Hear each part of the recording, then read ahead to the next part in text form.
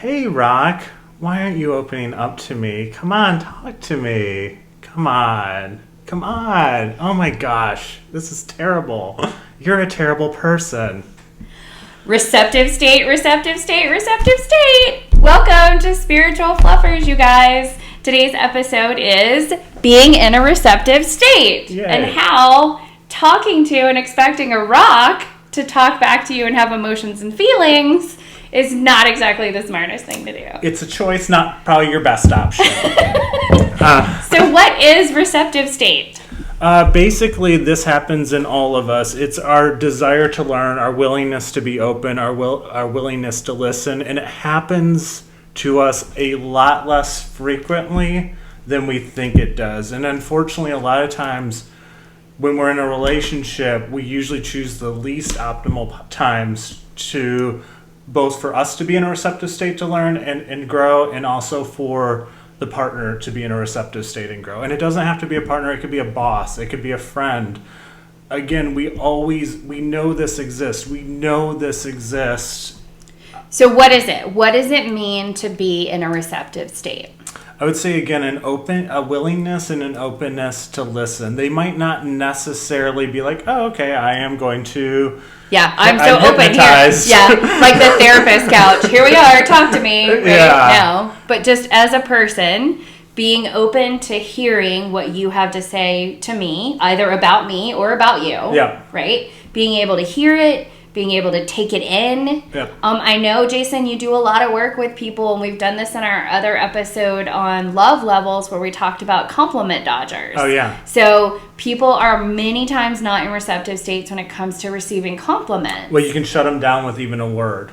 You know, like, Yeah. I mean, like, if you throw them, and you can usually see it with a glaze in their eyes. They're just going to go boop, and then they're done. And you need, like, it's like that person saying, calm down. And, Yes, like... and you're like, I can't calm down! It does the opposite. Yeah. Like, there's certain terms and triggers that we use. We know they don't work, and yet we will still continue to use them because we are kind of robots when it comes to this. And although we are aware that there is a receptive state, both for us, we don't abide by the rules of receptive state. We love talking to our rocks and our brick walls. We love talking to our rocks, and we love expecting our rocks to talk back to us and Right. share our emotional connections. And if they don't, we'll be outraged. It's almost like we're addicted to outrage. Never. Please note the anger porn one on that one. So we know what receptive state is. We know that it does exist in humanity. And most of you have likely felt it. Yeah. You know when you're feeling safe with somebody, whether it's a partner or a child or a parent, and you're willing to hear what they have to say to you, either about themselves or about you.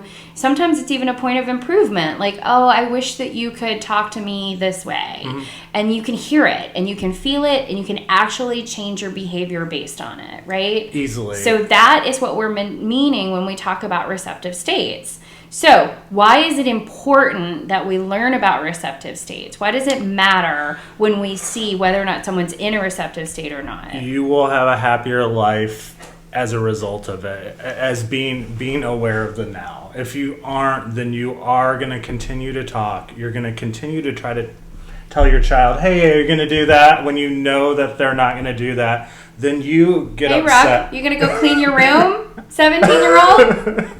Not gonna go clean my room. Yeah. And again, you can get good at it. I would say play with this because you can get really good at both putting yourself in a receptive state and putting them in a receptive state. If I can go back to because I think we're going to actually do an episode on this.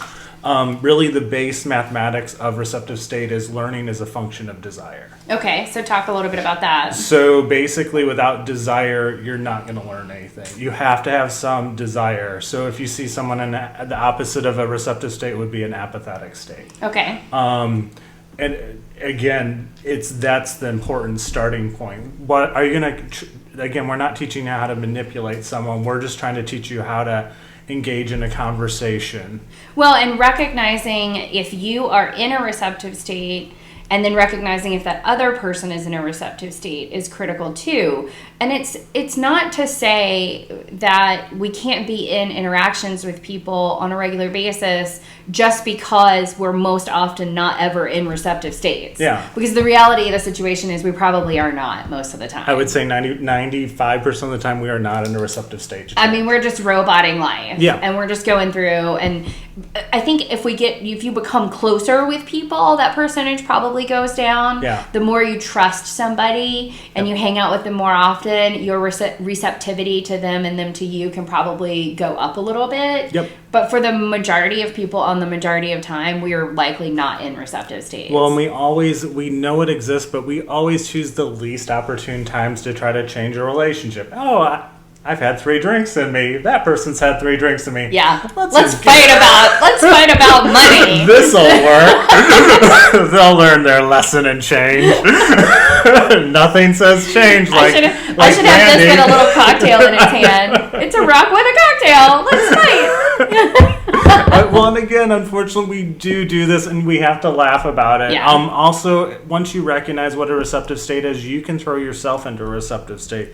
You can turn yourself into becoming a more receptive, learning person. It really is learning as a function of desire. To get yourself in a receptive state, you just have to trick your brain into desiring it. I know people who are horrible with Facebook, but if you tie it to grandchildren or the ability to connect with people, they're like, oh my gosh, I can actually learn this. Literally within hours, they can figure out it. Yeah. But unfortunately, if you don't have them in a receptive state, both you and grandma are going to be very unhappy. Yep. And it's interesting when you add the component of caring about something or having an emotional connection to something, it's unbelievable the amount of energy and momentum that can be built around attempting it, whatever it is. Well, and at the baseline, emotions develop basically at our primordial level as mnemonic devices. And then they evolved into more than that. But yeah, I mean, that's what's going on is, why do I remember something? No, because I had this strong emotion. This strong emotional connection with it. Yeah. So in talking about receptive states, what does it matter that I care about receptive states in terms of my own soul growth, my own spiritual growth, my expansion of understanding? Back to our cheeseburgers and heartbreaks, why does it matter if I'm in a receptive state to learn about more happiness or possibly learn about more pain in a relationship? I'll throw out something that I don't think we've really talked about. The ultimate form of artistry is painting on yourself and painting on other people.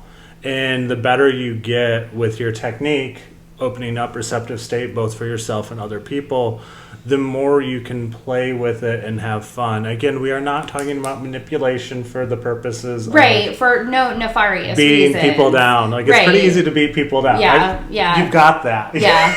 You can get we're actually talking about trying to access your own ability to be open at a heart level, to hear from others, and then also to help others be open at their heart level to hear from you. Well, and life becomes a lot more fun when you're the more you're in a receptive state. We're at our happiest at creation. We are at our happiest at creating patterns, being able to write on ourselves and on other people.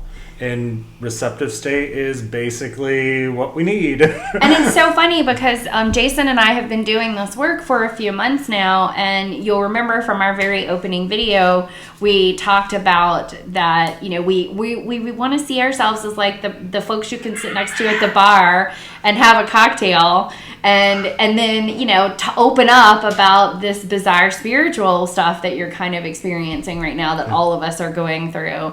And I think that's the piece that triggered this receptive state topic for us, because what we're finding is naturally through the energetic ascension processes happening on the planet, there are more and more people receptive to these types of conversations. I would say people are more awake, and you can use trigger words for them to see if they are more awake and more receptive to engaging in a real conversation. Unfortunately, I think I guess because of this whole the virus thing, we're talking about herd immunities. Yes. humanity is building a herd immunity to all this anger porn and all this stimulus that we know we're not getting fed with. Like, Right. it's like this, I'm eating a dirt sandwich and I keep on eating it, but I don't feel full. Right. And I think people are starting to crave this actual conversation, authenticity, and again, it starts with receptive state.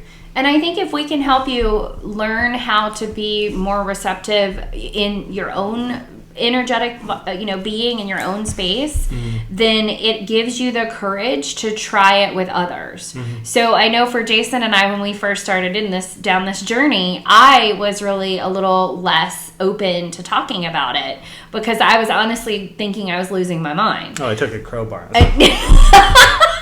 And I was this while you were saying, talk to me about it. And so, I just want to humanize this and say that we understand. Like, this is really kind of challenging to think about opening yourself up to and to strangers sometimes, but everybody is needing a deeper level of soul level connection right now. It's really amazing how I would say the majority of people are very open to actually having an authentic conversation. They're just they're kind of done with all this, like, this pretense chatter. That's just, it's verbal garbage. Also, I do think anger porn, even though it's terrible, people are so turned off by it. They're craving authenticity. They're craving, like, okay, the world around me isn't totally, it's kind of lying to me, and it's kind of just dazzling and distracting me. I kind of want to know there's got to be a deeper rabbit hole. I had a past relationship I was in, and I remember we met a little later. We both had already had previous long-term relationships, and I remember him saying, I thought I had done it right. Like, I got the house, I got the boat, I got the new truck, and he was miserable. It hurts when because again, like, they find happiness through shallowness because that's what they were told to, and happiness doesn't come from, it comes from within. It starts with you and it ends with you, unfortunately. Yeah. We can blame this world. It won't help. The world will be like, okay, we're going to move along. And you'll be like, It really, again, it starts with you and it starts and ends with you. So I think the point of this one today then is understanding that there is this construct of people being in receptive states, that's real, that people are and are not in receptive states or in varying degrees of receptive states all around you. So whether you're at work or at school or at home, or even in interpersonal relationships, just know that everybody is on their own level of receptivity. Well, and play with it. Yeah, and play with it. That's exactly where I was going to go with it. Yeah. And so start to really try. Jason likes to use his trigger words, and I know out in the media, trigger has a bad connotation, but we can flip it to a good connotation. Like, I find I'll start mentioning that I'm working with crystals, or I've gotten a new stone of some sort, and I'll have a friend go, oh, you do crystals? I do crystals. And then immediately you realize there's a connection there, and you could possibly leverage into a deeper connection. Yeah, I think I use active participant in your own happiness. That's a game you're no longer interested in playing. The game you're no longer interested in playing is a really good one. I won Cubert for the 20 millionth time. I think I can do it again. No, you're not interested. Yeah, totally. Yeah. So give it your shot. Like, spend some time in meditation. Feel yourself around where you are in your own receptivity. Begin to test it out with folks around you, your folks at work. Ask little questions here or there and see if you're getting this response or if you're getting this response, right? Yeah, and don't take it too serious. Like, even if you're talking to someone, you'll actually know halfway through the conversation, I am talking to a rock. Oh my gosh, I am talking to a rock. There is no point to this. And again, not every conversation needs to have a point, but certain ones do. All right, guys. So thank you as usual. Please make sure and like if you have enjoyed this. Please subscribe to our channel.